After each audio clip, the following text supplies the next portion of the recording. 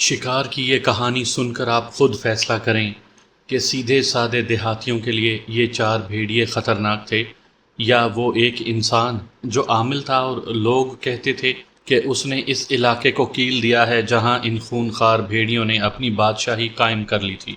وہاں کوئی بھولی بھٹکی بکری چلی جاتی تو اس کی ہڈیاں بھی نہیں ملتی تھیں۔ اپنے علاقے کے متعلق میں آپ کو اپنی کہانیوں میں بتا چکا ہوں کہ وہاں بھیڑیے اتنی تعداد میں نہیں ہوا کرتے تھے کہ لوگوں کے لیے خطرہ بنتے۔ کبھی کبھار رات کو دور سے بھیڑیے کی آواز سنائی دیتی تھی۔ ویرانوں میں سے گزرنے والے مسافروں نے کبھی بھیڑیا نہیں دیکھا تھا۔ ہم شکاری تھے، آبادیوں اور پگڈنڈیوں سے بہت دور کے ایسے علاقوں میں چلے جاتے تھے جہاں کھڈ، گھاٹیاں، ٹیلے اور چٹانیں ہوتی تھیں۔ وہاں 2-3 بار ہمارا آمنا سامنا بھیڑیوں سے ہوا تھا۔ یہ روداد میں آپ کو سنا چکا ہوں۔ پھر آبادیاں بڑھتی گئیں، راستوں کا جال بچھتا گیا، بندوقیں عام ہونے لگیں۔ اناڑی شکاریوں سے مرتا تو کچھ کم ہی تھا، انہوں نے پرندوں اور جانوروں کو بھگا دیا۔ اب تو سے، گو اور خرگوش جیسے جانور بھی نظر نہیں آتے۔ یہ اس زمانے کا واقعہ ہے جب آبادیاں بہت کم تھیں۔ پوٹھوہار کا زیادہ تر علاقہ ویران اور سنسان پڑا تھا، اور اس وقت ہم نوجوان تھے۔ آج کل جس طرح فلمی گانے نوجوانوں کی راتوں کی نیندیں حرام کیے رکھتے ہیں، اسی طرح ہماری نوجوانی میں رات کے سناٹے میں گیدڑوں کی چیخ و پکار اور دور کسی بھیڑیے کی آواز ہمیں بے چین کر دیا کرتی تھی۔ دل لہو گرم رکھنے کے بہانے ڈھونڈتا رہتا تھا۔ جوں جوں وہ منزل قریب آ رہی ہے جہاں ہر کسی کو جانا ہے، ان دنوں کا ایک ایک لمحہ، ایک ایک واقعہ ذہن میں تر و تازہ ہو رہا ہے جیسے کل شام تک ہم جوان تھے۔ صبح آنکھ کھلی تو اتنے بوڑھے ہو گئے کہ 50 قدم دور قبرستان تک بھی جانے کی ہمت نہیں رہی جہاں میرے بچپن کے دوست ایک ایک کر کے چلے گئے ہیں۔ ہماری ٹیم کا ایک کتا ایسا بیمار ہوا کہ علاج کے باوجود اس کا مرض بڑھتا جا رہا تھا۔ دیہات میں نہ مویشیوں کے لیے کوئی ہسپتال یا ڈاکٹر تھا، نہ انسانوں کے لیے۔ ہم اپنے بیمار کتوں اور مویشیوں کا علاج خود کر لیا کرتے تھے۔ انسانوں کا علاج گاؤں کے سیانے دیسی ٹوٹکوں سے یا پیر صاحب اور مولوی صاحب تعویذوں اور دم درود سے کیا کرتے تھے۔ مویشی تو بچ جاتے تھے، انسانوں کا اللہ ہی حافظ تھا۔ ہمارا کتا بیمار ہوا تو ہمارا علاج ناکام ہو گیا۔ قریبی قصبہ گوجر خان تھا جہاں مویشیوں کا سرکاری ہسپتال تھا، جو شفا خانہ حیوانات کہلاتا تھا۔ کتے کو وہاں لے گئے۔ ہسپتال کے باہر بڑی اچھی نسل کی ایک گھوڑی کھڑی تھی۔ اس کی باگ میرے عمر کے ہی ایک نوجوان نے پکڑ رکھی تھی۔ اس وقت میری عمر غالباً 21 سال ہو گئی تھی۔ وہ نوجوان ہمارے علاقے کی جوانی اور مردانگی کا نمونہ تھا۔ لباس اور شکل و صورت سے امیر دیہاتی معلوم ہوتا تھا۔ اس کی گھوڑی بیمار تھی، اسے ڈاکٹر کے پاس لایا تھا۔ میں اسی کی گھوڑی کو دیکھ رہا تھا اور وہ ہمارے کتے کو دیکھنے لگا۔ یہ میرے عزیز دوست راجہ شہباز خان کا کتا تھا۔ ہم دونوں ہسپتال گئے تھے۔ گھوڑی والا جوان ہمیں دیکھ کر مسکرایا، ہم اس کے قریب چلے گئے۔ اس نے کتے میں دلچسپی کا اظہار کیا، باتیں ہونے لگیں تو معلوم ہوا کہ اس کے پاس اس نسل کے 2 کتے ہیں اور ایک ایک کتا اس کے 2 دوستوں کے پاس ہے، اور وہ ہماری طرح شکار کھیلا کرتا ہے۔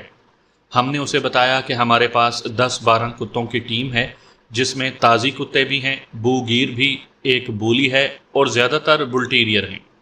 اس نے اور زیادہ دلچسپی کا اظہار کیا۔ وہ کوئی عام قسم کا کسان دیہاتی نہیں تھا، صوبے دار میجر کا بیٹا تھا۔ گاؤں کی بہت سی زمین کے علاوہ نہری علاقے میں ان کی 2 مربع اراضی تھی۔ 20-21 سال کی عمر میں بھی اس کی باتوں میں سنجیدہ عمر کی پختگی اور دانش مندی تھی، اور وہ جرت والا جوان تھا۔ میری طرح اس نے بھی 10 جماعتیں پاس کر لی تھیں، جو اس دور کا بہت بڑا مارکا سمجھا جاتا تھا۔ اس زمانے میں دیہات کے کسی لڑکے کا 10 جماعتیں پاس کر لینا یوں سمجھا جاتا تھا جیسے آج کل کسی نے PhD کر لی ہو۔ خاندانی رواج کے مطابق اسے فوج میں جانا چاہیے تھا۔ اس کے 2 بھائی فوج میں چلے گئے تھے اور باپ نے اسے زمینوں اور گھر کی دیکھ بھال کے لیے گاؤں میں رہنے دیا۔ اس نے اپنی گھوڑی کے لیے اور ہم نے کتے کے لیے دوائی لی اور نان بائی کی دکان پر جا بیٹھے۔ کھانے کے دوران اس نے پوچھا، کبھی بھیڑیے سے آمنا سامنا ہوا ہے؟ میں نے اسے 2 واقعات سنائے۔ تمہارے کتے اور تمہاری شکاری پارٹی 5-6 بھیڑیوں کا مقابلہ کر سکیں گے؟ اس نے پوچھا۔ اس نے یہ سوال گپ شپ کے لہجے میں نہیں پوچھے تھے۔ اس کی سنجیدگی بتا رہی تھی کہ وہ کسی مقصد کے تحت بات کر رہا ہے۔ وہ گجر خان کے شمالی علاقے کا رہنے والا تھا۔ وہ علاقہ ہمارے علاقے سے زیادہ دشوار گزار ہے۔ کھڈ اور وسیع نشیب زیادہ ہیں۔ ان نشیبوں میں مٹی کے چھوٹے بڑے ٹیلے بعض ستونوں کی طرح کھڑے نظر آتے ہیں۔ نصف صدی کے بارشوں نے اب اس علاقے کے خد و خال بدل ڈالے ہیں۔ اس زمانے میں بعض نشیب ایسے تھے جیسے اسٹیڈیم ہوں۔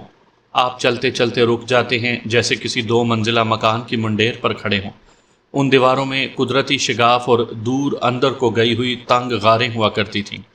درختوں کی بہتات تھی اور کہیں کہیں درختوں کے ذخیرے بھی تھے۔ علاقہ ڈراؤنا، گزرگاہیں اور گاؤں بہت کم تھے۔ یہ علاقہ اور آگے جا کر آزاد کشمیر کے ساتھ جا ملتا ہے۔ وہاں بھیڑیوں کی موجودگی قابل یقین تھی۔ ہمارے علاقے میں بھیڑیے آ گئے ہیں، اس نے کہا۔ 1 مہینے میں وہ 10-12 بھیڑیں اور بکریاں کھا گئے ہیں۔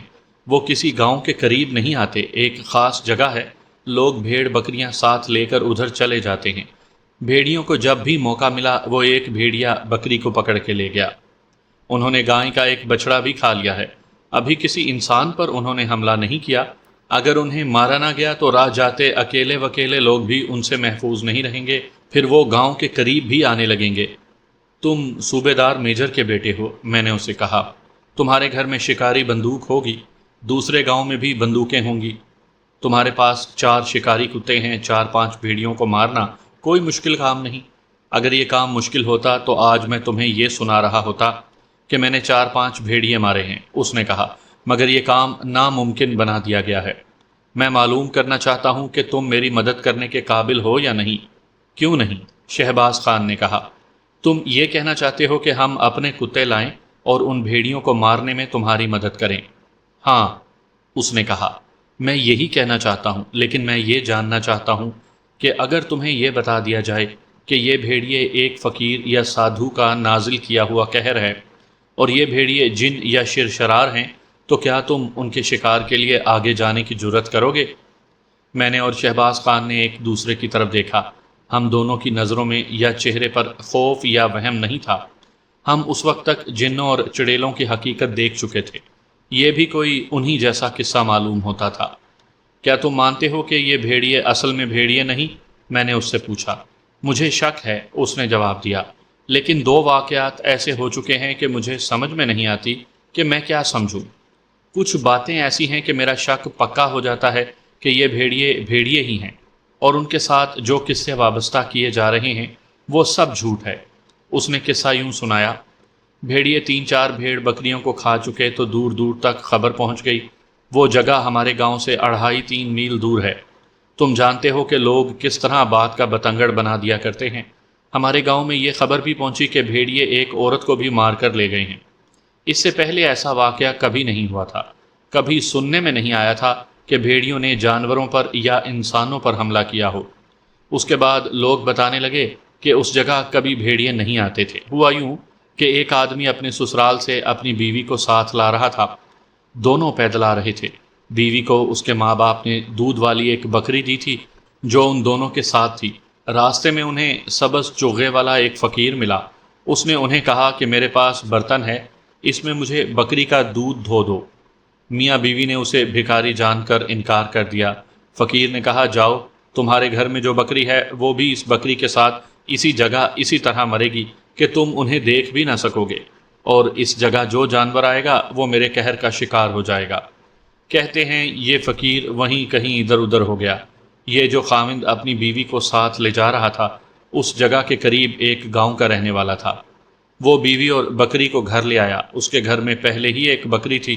ایک روز اس نے یہ دونوں بکریاں گاؤں کے مویشیوں کے ساتھ چرنے چگنے کے لیے اس طرف بھیج دیں جس طرف انہیں فقیر ملا تھا۔ بکریاں چرتے چرتے اس وسیع نشیب میں داخل ہو گئیں۔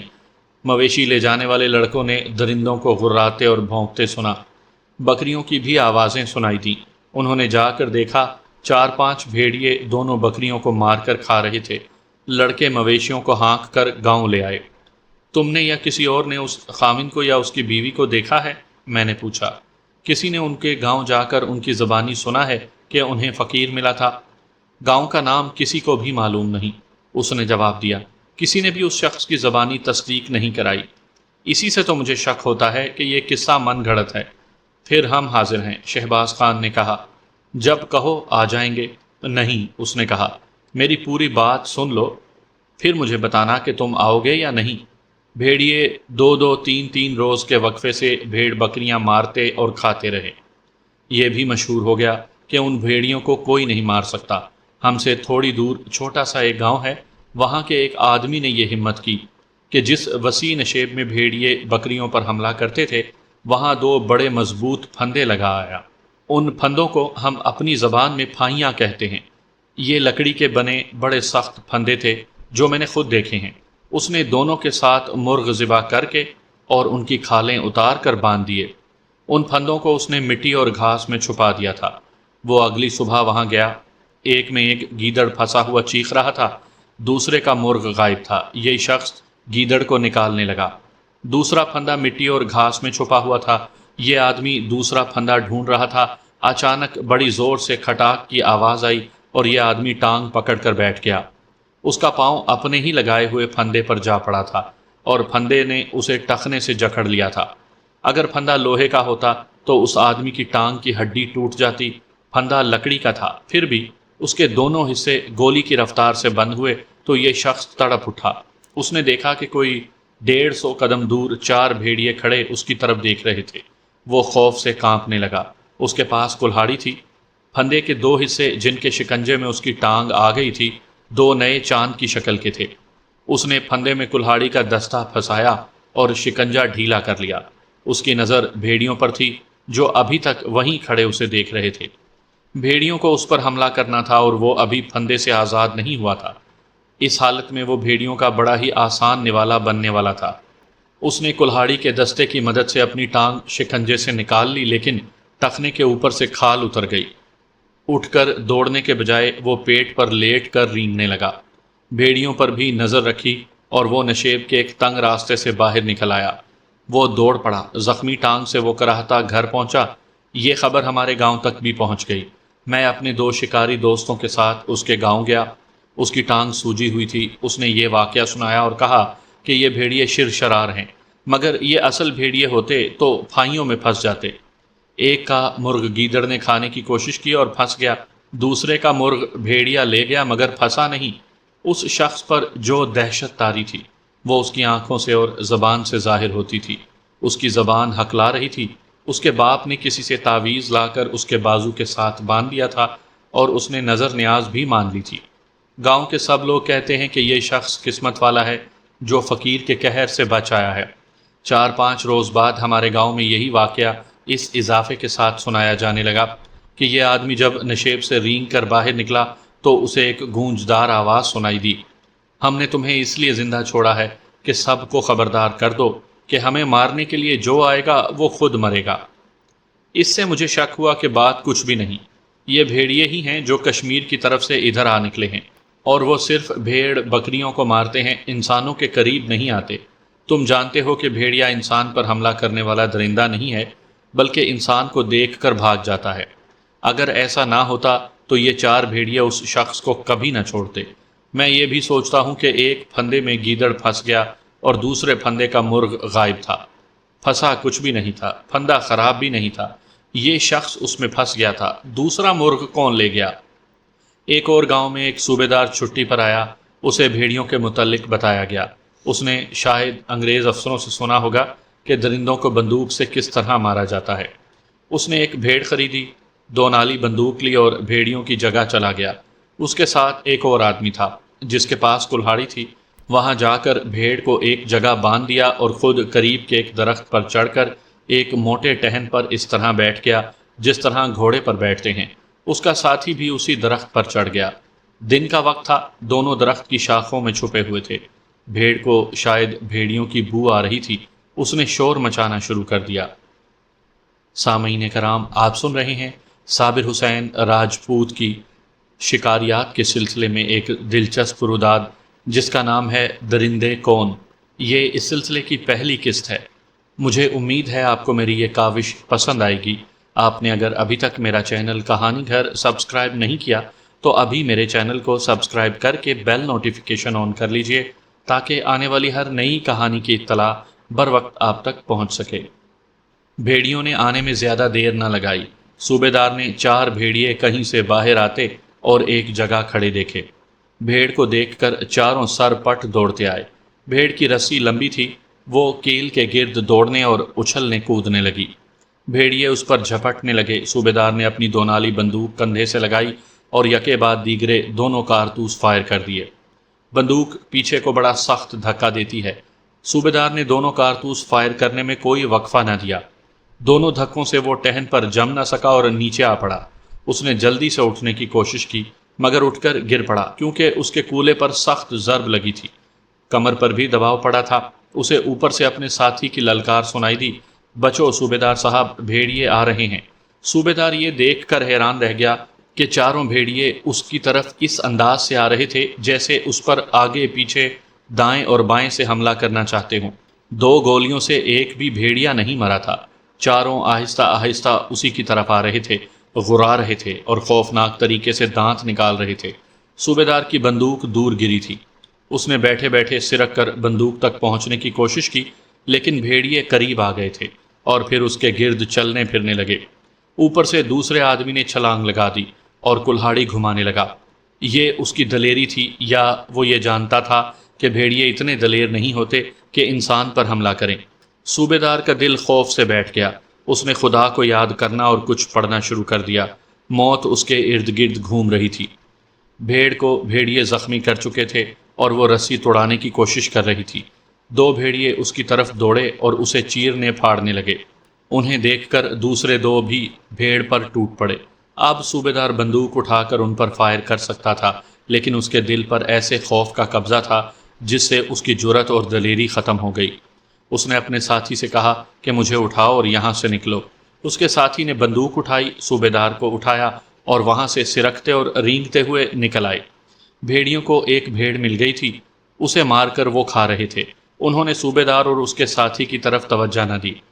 اس وقت ہم نوجوان تھے اور دیہات میں رہتے تھے۔ ہمیں بالکل علم نہیں تھا کہ مختلف درندوں کی خصلتیں اور عادتیں کیا ہوتی ہیں۔ ہم یہی جانتے تھے کہ درندے چیرتے پھاڑتے اور کھا جاتے ہیں۔ اس واقعے کے بہت بعد جب میں نے انگریزوں کی لکھی ہوئی شکار کی کہانیاں پڑھنی شروع کی تو درندوں کے متعلق کچھ ایسی باتیں معلوم ہوئیں جنہیں ہم ہمیشہ پر اسرار سمجھا کرتے تھے۔ میرا خیال یہ ہے کہ ان بھیڑیوں نے صوبیدار اور اس کے ساتھی پر حملہ نہیں کیا اور توجہ نہیں دی تھی۔ اس کی وجہ یہ ہو سکتی تھی کہ ان بھیڑیوں نے بندوق کا دھماکہ پہلے کبھی نہیں سنا ہوگا۔ اگر صوبیدار اور اس کا ساتھی بھیڑیوں کا مقابلہ کرتے تو شاید بھیڑیے ان پر حملہ کرتے۔ بھاگ بھی سکتے تھے لیکن انہوں نے بھیڑ کو دیکھا، پھر صوبیدار اور اس کے ساتھی کو دیکھا۔ انہوں نے اپنی قدرتی اور فطری حس کے مطابق فیصلہ کیا کہ ان کے کام کی چیز بھیڑ ہے، صوبیدار نہیں، لہٰذا وہ بھیڑ پر ٹوٹ پڑے۔ انسانوں کے ساتھ ان کا کبھی واسطہ نہیں پڑا تھا، اس لیے ان سے وہ ڈرے بھی نہیں تھے۔ اس صوبیدار کی اس واقعے کی بھی خبر ہمارے گاؤں میں پہنچ گئی۔ اس نوجوان نے سنایا۔ خبر سنانے والا ڈرا ہوا معلوم ہوتا تھا۔ اس نے یہ کہہ کر ہمارے پورے گاؤں کو ڈرا دیا کہ یہ بھیڑیے شرشرار ہیں اور انہیں کوئی نہیں مار سکتا۔ میں اپنے 2 دوستوں کے ساتھ اس صوبیدار کے گاؤں چلا گیا۔ پھندا لگانے اور اس میں خود ہی پھنسنے والے آدمی کی طرح صوبیدار بھی خوفزدہ تھا۔ اس نے مجھے یہ واقعہ سنایا جو میں نے تمہیں سنایا ہے۔ اس نے یہ بھی بتایا کہ وہ جب اپنے ساتھی کے سہارے واپس آ رہا تھا تو راستے میں اسے ایک سفید ریش بوڑھا ملا۔ اس بوڑھے نے اسے کہا کہ تم خوش نصیب ہو جو وہاں سے زندہ نکل آئے ہو۔ یہ بھیڑیے نر نہیں مادہ ہیں اور یہ 4 جوان عورتوں کی بدروحیں ہیں۔ بہت عرصہ گزرا، یہ چاروں بکریوں کے ساتھ ادھر سے گزر رہی تھیں۔ ایک جگہ ذرا سستانے کو بیٹھ گئیں۔ بکریاں چرتے چرتے اس جگہ چلی گئیں جہاں آج بھیڑیے بھیڑ بکریوں پر حملے کرتے اور کھا جاتے ہیں۔ وہاں ایک ڈاکو اپنے آدمیوں کے ساتھ بیٹھا آرام کر رہا تھا۔ بکریوں نے اسے بے آرام کیا تو ڈاکو نے تمام بکریوں کو ذبح کروا دیا۔ یہ عورتیں اپنی بکریوں کو تلاش میں ادھر گئیں تو ڈاکوؤں نے چاروں کو پکڑ لیا۔ اس نے اور اس کے آدمیوں نے ان کے ساتھ بہت برا سلوک کیا، پھر چاروں کو قتل کر دیا۔ ان کی بدروحیں یہیں بھٹکتی رہیں۔ ایک مرد اور عورت نے ایک برگزیدہ فقیر کو اپنی بکری کا دودھ دینے سے انکار کر دیا تو اس نے انہیں بد دعا دی۔ ان چاروں عورتوں کی بدروحیں دیکھ رہی تھیں۔ انہوں نے فقیر کی بد دعا پوری کرنی شروع کر دی۔ چونکہ وہ اپنی بکریوں کے پیچھے گئی اور ڈاکوؤں کے ہاتھ چڑھ گئی تھی، اس لیے انہوں نے بھیڑیوں کا روپ دھار کر لوگوں کی بکریوں کو کھانا شروع کر دیا۔ یہ بھیڑیے نہیں، اس لیے انہیں کوئی نہیں مار سکتا۔ صوبیدار کو بتایا گیا تھا کہ پہلے ایک آدمی پھندے لگا کر خود پھنس چکا ہے، اب اس کے 2 فائر خطا گئے اور وہ درخت سے نیچے آ پڑا۔ اتنے پرانے فوجی کا نشانہ خطا نہیں ہو سکتا تھا؟ میں خود بھی حیران ہوں کہ ایک صوبے دار کا نشانہ اتنی قریب سے خطا ہوا اور وہ بندوق کا دھکا بھی برداشت نہ کر سکا، جس کے فوجی عادی ہوتے ہیں۔ اس نے مجھے پورے یقین کے ساتھ کہا کہ یہ بھیڑیے بدروحے ہیں، ورنہ بھیڑیوں کو بندوق سے مارنا بہت آسان ہوتا ہے۔ اس کے بعد بھیڑیوں نے کسی کی گائے کے بچڑے کو کھا لیا اور 3-4 بھیڑیں اور بکریاں بھی کھا لی۔ علاقے کے لوگوں نے پتھر پر لکیر کی طرح تسلیم کر لیا کہ یہ بھیڑیے فقیر کا قہر ہیں اور انہیں بھیڑیے سمجھ کر کوئی نہیں مار سکتا۔ اس کے لیے کسی پیر فقیر کی ضرورت تھی۔ لوگ ہر قیمت دینے کو تیار تھے۔ ایک گاؤں کے آدمی ایک عامل کو لے آئے اور مشہور ہو گیا کہ کشمیر کا ایک عامل آیا ہے، اور اس نے اس جگہ کے گرد جہاں بھیڑیے رہتے ہیں 3 چکر لگا کر اسے کیل دیا ہے۔ اس سے یہ فائدہ ہوا ہے کہ بھیڑیے اس جگہ سے باہر نہیں آ سکتے۔ عامل کے متعلق مجھے پتہ چلا کہ اس نے گاؤں کے ایک کمہار کے گھر ڈیرے ڈالے ہوئے ہیں، اور وہ عورتوں میں زیادہ مقبول ہو گیا ہے، کیونکہ وہ بے اولادوں کو اولاد دیتا ہے، اور جو عورت اس کا تعویذ باندھ لے اس کے بطن سے لڑکا پیدا ہوگا۔ اس کی کچھ اور کرامات بھی سنی گئی۔ تم جانتے ہو کہ لوگوں میں بھیڑ چال ہے، اشارہ مل جائے تو سب ایک دوسرے کے پیچھے ایک ہی طرف چل پڑتے ہیں۔ اب یہ حال ہے کہ جسے دیکھو اسی گاؤں کی طرف جاتا نظر آتا ہے جہاں یہ عامل ٹھہرا ہوا ہے۔ میں بھی وہاں گیا اور اسے دیکھا۔ اس کی عمر 30 اور 40 کے درمیان ہے۔ میں نے اتنا تندرست اور اتنا خوبصورت مرد کبھی نہیں دیکھا تھا۔ وہ کشمیر کی خوبصورتی کا بت ہے، لیکن میں بتا نہیں سکتا کہ میں کیوں اسے نہ عامل سمجھتا ہوں، نہ پیر یا فقیر۔ میں نے یہ بھی معلوم کروایا ہے کہ جس کمہار کے گھر میں اس نے ڈیرے ڈال رکھے ہیں اس کی بہو جوان اور خوبصورت ہے۔ اس لڑکی کا خاوند مریض سا ہے اور ڈھیلا ڈھالا۔ مجھے تو یہ شک ہوتا ہے جیسے وہ پاگل بھی ہے۔ مجھے اس کا دماغ ٹھیک نظر نہیں آتا۔ اس کی بیوی کشمیری عامل کی خدمت خاطر کرتی ہے، ہر وقت اس کے ساتھ رہتی ہے، اور معلوم ہوا کہ عامل جب تنہائی میں ہوتا ہے تو بھی یہ لڑکی اس کے ساتھ ہوتی ہے۔ وہ کسی اونچے گھرانے میں رہ سکتا تھا، لیکن لوگ اس وجہ سے بھی اس کے معتقد ہو گئے تھے کہ اونچے گھرانوں نے اپنے گھر پیش کیے، مگر اس نے غریب کمہار کا گھر پسند کیا۔ تم مجھے کافر کہہ لو، مجھے اس عامل پر شبہ ہے۔ مجھے معلوم نہیں ہو سکا کہ اسے کون لایا ہے۔ وہ کہتا ہے کہ بھیڑیوں کو مارنے کی کوئی نہ سوچے، ورنہ سارے علاقے پر قہر نازل ہوگا۔ اس نے کہا ہے کہ وہ 40 دنوں میں اس شر شرار پر قابو پا لے گا۔ لوگ اس کے گرویدہ ہو گئے ہیں، اس کے پاؤں پر سر رکھتے اور اسے پیسے دیتے ہیں۔ بعض لوگ اس کے لیے بڑے قیمتی کپڑے اور تحفے لاتے ہیں۔ میں پورے یقین کے ساتھ کہہ سکتا ہوں کہ کمہار کی بہو کو اس نے اپنی بیوی بنا رکھا ہے۔ وہ جس روز آیا تھا اس سے اگلے روز 3-4 آدمی گوجر خان تھانے کو جا رہے تھے۔ وہ تھانے دار سے کہہ کر راولپنڈی ڈپٹی کمشنر سے درخواست کرنا چاہتے تھے کہ ان بھیڑیوں کو مارنے کا انتظام کیا جائے۔ کسی طرح اس عامل کو پتہ چل گیا۔ اس نے ان آدمیوں کو بلا کر کہا کہ وہ شکایت لے کر افسروں کے پاس گئے تو فقیر کی یہ بلائیں انہیں راستے میں ختم کر دیں گی۔ ان آدمیوں نے ڈر کر افسروں کے پاس جانے کا ارادہ ترک کر دیا۔ میرے دوست، میں نے اسے کہا، ہم دونوں تمہاری طرح کے کافر ہیں۔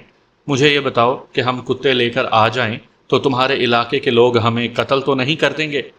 میں بتا نہیں سکتا کہ لوگ ہمارے ساتھ کیا سلوک کریں گے، اس نے کہا۔ انہوں نے ہمیں قتل نہ کیا تو ہمیں روکیں گے ضرور، اور ہو سکتا ہے کہ لڑائی جھگڑا ہو جائے۔ اور وہ چپ ہو گیا، پھر ذرا دھیمی آواز میں بولا، یہ بھی ہو سکتا ہے کہ میں ہی غلطی پر ہوں۔ یہ بھیڑیے فقیر کی بلائیں بھی ہو سکتے ہیں۔ کوئی اور ہمیں قتل کرے نہ کرے، یہ بلائیں ہمیں مار سکتی ہیں، لیکن میں یہ بھی محسوس کر رہا ہوں کہ میں خاموش بیٹھ گیا تو میں بہت بڑا بزدل اور بے غیرت ہوں گا۔ میں آپ کو خدا کی قسم میں کماری ہوں کے عنوان سے ایک کہانی سنا چکا ہوں، جس میں ایک پیر کے بیٹے نے ایک لڑکی کے ساتھ دست درازی کی تھی۔ لڑکی نے اس کی بے عزتی کر دی تو پیر کے بیٹے نے اسے بد دعا دی تھی، لیکن اس کا اپنا انجام بڑا ہی بھیانک ہوا تھا۔ آپ میری یہ کہانی میرے اس چینل پر سن سکتے ہیں۔ اس واقعے سے میرے اور میرے دوستوں کے دلوں میں پیری مریدی کے خلاف نفرت پیدا ہو گئی تھی۔ میں نے اس نوجوان کی زبانی بھیڑیوں کا قصہ سنا تو میں نے سوچا کہ یہ ٹھیک کہتا ہے کہ میں خاموش بیٹھ گیا تو میں بہت بڑا بزدل اور بے غیرت ہوں گا۔ میں خود یہی محسوس کرنے لگا تھا۔ اگر یہ کوئی دھوکہ اور فریب تھا تو ہمیں اس کے خلاف کچھ نہ کچھ کرنا تھا۔ مجھے اتنی لمبی عمر کے تجربات نے یہ سکھایا ہے کہ کسی برائی سے آنکھیں پھیر لو اور یہ کہہ کر فارغ ہو جاؤ کہ مجھے اس سے کیا، تو نہ صرف یہ کہ ایک برائی معاشرے میں جڑ پکڑے گی بلکہ کئی اور برائیاں پیدا ہوں گی۔ یہ سوچ تو میرے ذہن میں بہت عرصے بعد میں پیدا ہوئی تھی۔ اس وقت جب یہ خوبرو نوجوان مجھے بھیڑیوں کی واردات سنا رہا تھا، میرے جسم میں جوانی کا خون جوش مارنے لگا تھا۔ مجھے یہ خطرہ محسوس ہوا تھا کہ بھیڑیوں کے متعلق جو پراسرار باتیں مشہور ہو گئی ہیں سچ بھی ہو سکتی ہیں۔ پھر بھی میں نے شہباز خان سے کہا، کیوں بازا، کیا ارادہ ہے؟ میں تو تیار ہوں۔ بسم اللہ، شہباز خان نے کہا، ہمارے دوست بھی آنے سے نہیں ڈریں گے۔ تمہارے گاؤں میں آ کر ہم کسی کو یہ پتہ نہیں چلنے دیں گے کہ ہم بھیڑیوں کے شکار کے لیے آئے ہیں۔ میں نے اس نوجوان سے کہا، تم ہمیں کسی اور راستے سے لے چلنا، دور کا چکر کاٹ کر بھیڑیوں والی جگہ جائیں گے۔ اس نے ہمیں ایک بار پھر خبردار کیا۔ میں اور شہباز اپنے فیصلے پر قائم رہے اور طے کر لیا کہ ہم فلاں دن اس کے گاؤں پہنچ جائیں گے اور اسی کے گھر پر ٹھہریں گے۔ اس نے ہمیں اپنا گاؤں اور راستہ بتا دیا۔